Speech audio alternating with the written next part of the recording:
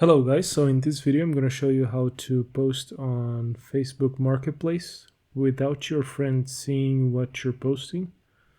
So to do that, go to your Facebook feed and click on Marketplace right here, and then click Create a New Listing, and I'm going to select Item for Sale, but depending on what you're selling you can go with one of the other options. And then we can fill in the information needed to create listing, and we need at least a title, price, and location.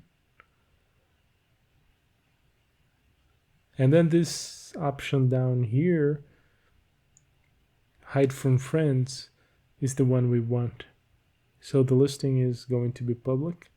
Everybody's going to be able to see it except our friends. So just click next. And that's it.